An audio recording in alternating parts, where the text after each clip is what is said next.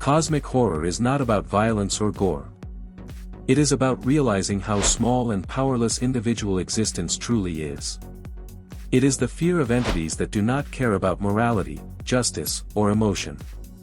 Pennywise and the Mind Flayer are perfect representations of this idea, but they approach it from completely different directions.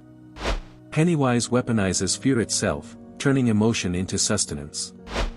The Mind Flayer eliminates emotion altogether, replacing it with domination and absolute control.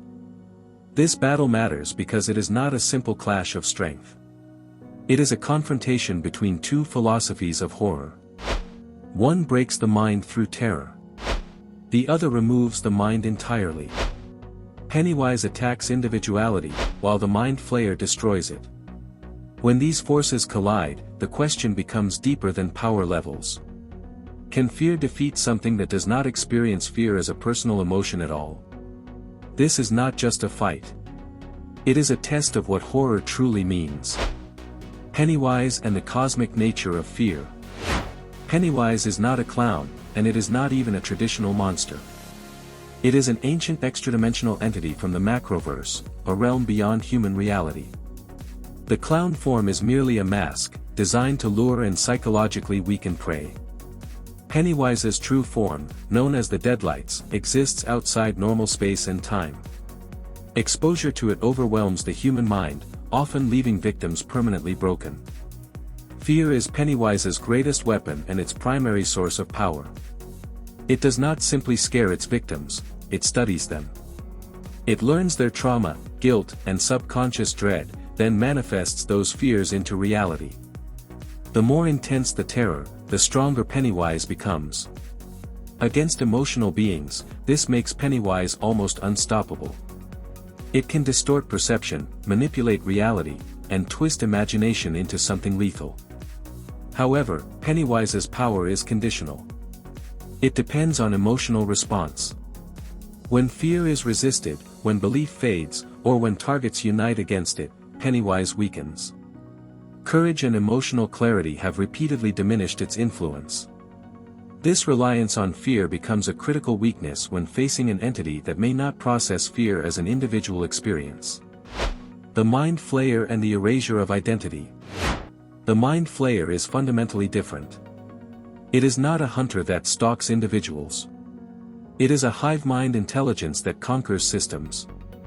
Originating from the upside down, the Mind Flayer exists across dimensions simultaneously. It does not rely on fear to win. It relies on control. Minds under the Mind Flayer's influence are not terrified into obedience. They are overridden. Individual thought is erased and replaced with a single collective will. Emotion exists only if it serves a function. Even powerful beings like Vecna operate as extensions of the Mind Flayer's consciousness rather than independent threats. This structure makes the Mind Flayer extremely difficult to defeat. There is no single mind to break and no emotional core to exploit. Destroying one host does not damage the entity itself. The intelligence adapts instantly, recalculating without hesitation or doubt. Where Pennywise manipulates fear, the Mind Flayer removes choice entirely. In cosmic horror, the loss of agency is often more devastating than terror. Dimensional control and power scaling. The environment of this battle plays a decisive role in shaping the outcome, because both entities draw immense power from the realms they are connected to. In a neutral space, or one influenced by the macroverse, Pennywise gains access to its most dangerous abilities. Reality becomes flexible, perception becomes unreliable, and the Deadlights can manifest with devastating effect. In such conditions, Pennywise is not merely attacking bodies or minds, but destabilizing reality itself. It could disrupt parts of the Mind Flayer's influence by striking its manifestations across dimensions, creating temporary fractures in its control. However, the moment this conflict shifts into the upside down, the balance changes dramatically. This is not just a location for the Mind Flayer, but an extension of its existence. The environment itself responds to its will, amplifying its psychic dominance while actively resisting external intrusion. Pennywise would no longer be confronting isolated minds or individual fears. It would be facing an entire interconnected psychic ecosystem that absorbs and redistributes fear rather than allowing it to concentrate. In this setting, Pennywise's attacks lose efficiency.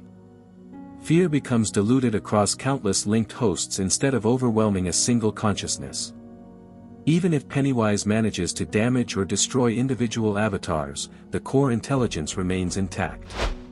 The Mind Flayer does not rely on a single form to exist.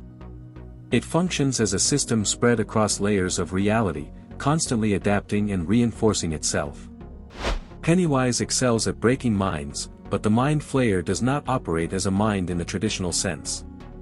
It operates as a structure. And structures, especially ones embedded into an entire dimension, are far more difficult to erase than individuals. Final verdict: who is more powerful? This is an exceptionally close and deeply fascinating battle, because both entities represent the highest tier of cosmic horror in very different ways. Pennywise is one of the most terrifying beings in horror fiction, capable of overwhelming nearly any emotional life form through fear alone. Its ability to read the deepest traumas of its victims, manifest their worst nightmares, and feed on terror makes it devastating under the right conditions. Against individuals, civilizations, or emotionally driven beings, Pennywise is almost unbeatable. However, this battle is not decided by terror alone. When all factors are carefully considered, the advantage begins to shift toward the Mind Flayer. Fear is Pennywise's greatest weapon, but it is also a requirement for its dominance. The Mind Flayer does not experience existence as a single mind or emotional self. It functions as a distributed intelligence, a system rather than an individual. Fear cannot easily take root in something that does not process reality through personal emotion. While Pennywise could disrupt the Mind Flayer's manifestations, destabilize portions of its influence, and even cause temporary chaos within its network, permanently destroying a hive-mind god is an entirely different challenge. The Mind Flayer does not collapse when one form is damaged. It adapts, recalculates, and continues to spread its control across dimensions. Pennywise breaks minds. The Mind Flayer replaces them. In a prolonged confrontation, Pennywise would find fewer and fewer vulnerabilities to exploit, while the Mind Flayer's domination would steadily expand. What begins as a battle of terror slowly transforms into a war of endurance and control, a type of conflict where fear alone is no longer enough. Final winner, the Mind Flayer. Not because it is more frightening, but because it is more absolute. In this cosmic horror showdown, fear may strike first, but control lasts longer.